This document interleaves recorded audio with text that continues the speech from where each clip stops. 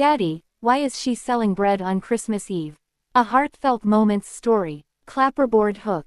It was Christmas Eve. The snow was falling softly outside, the whole world glowing with warm lights and the smell of pine.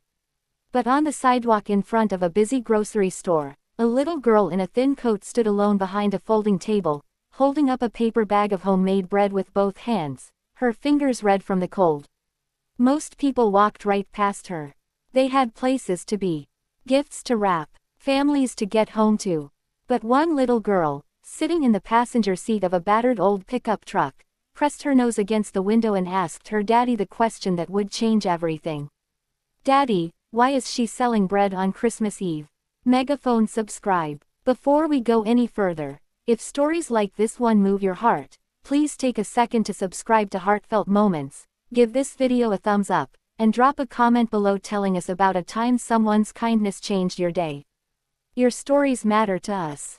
Now, let's get back to ours. Open book the story. Marcus had been driving around for nearly an hour, trying to summon the courage to go into that grocery store. It was December 24th, and he had exactly $43 to his name. His daughter, Lily, was 6 years old. She believed in Santa with her whole heart, and Marcus, tired, broke, and doing his very best, had been working double shifts all month just to make sure Christmas morning didn't feel empty. He hadn't planned on stopping. But Lily had spotted the girl before he could even blink. He pulled the truck over, and Lily jumped out before he could say a word. The girl behind the table looked about 10 years old. Her name, written in crayon on a little handmade sign, was Maya. The sign said, "Homemade bread, $3 a loaf. Help my family." Lily looked at the bread. She looked at Maya. Then she looked back at her dad with those wide brown eyes that always made Marcus feel like the most important person in the world. "Can we buy one, Daddy?" Marcus knelt down next to his daughter in the snow. He looked at Maya, who was trying her best to smile despite the cold nipping at her cheeks. He asked, gently, "Is your mom or dad nearby, sweetheart?" Maya shook her head. "My grandma is inside. She makes the bread. We're trying to pay our heating bill." She said it plainly, the way kids do when hard things have already become normal. Marcus stood up slowly. He looked in his wallet. $43. He had planned every single cent of it. But something shifted in his chest, that quiet, undeniable pull that comes when you know what the right thing is, even when it's not the easy thing.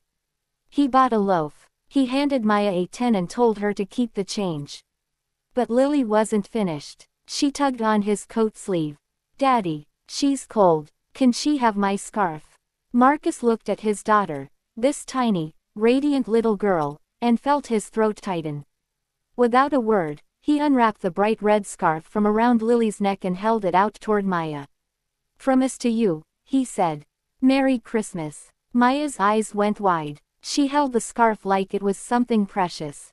That's when an older woman came out of the store, Maya's grandmother, Gloria. She had kind eyes and a worn-down look that Marcus recognized immediately, the look of someone who had been carrying heavy things for a very long time. Marcus didn't think twice. He pulled out the rest of the money in his wallet, $33, and pressed it into Gloria's hands. "Please," he said quietly. "Use it for whatever you need." Gloria looked down at the money, then back up at this stranger in the snow. Her lip trembled. "We can't take this from you," she whispered. "You're not taking it," Marcus said. "I'm giving it. There's a difference." Gloria held his hand for a long moment, tears rolling quietly down her cheeks. Maya ran around the table and wrapped her arms around Lily in a hug that neither little girl wanted to let go of. The four of them stood there together in the snow, two strangers, two little girls, and one small moment that felt bigger than anything in any store window that Christmas. Marcus drove home with $33 fewer and a heart so full it nearly hurt. He wasn't sure how the rest of Christmas would come together.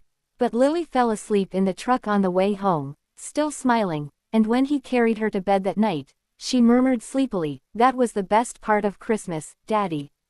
He stood in her doorway a long time after that. She was right. Yellow heart closing. The next morning, there were small gifts under the tree, nothing expensive, but wrapped with love. And on the kitchen table sat that loaf of homemade bread, still warm somehow in Marcus's memory. He cut 2 thick slices, one for him and one for Lily, and they ate breakfast together while the snow kept falling outside. He never saw Maya or Gloria again. But he never forgot them either.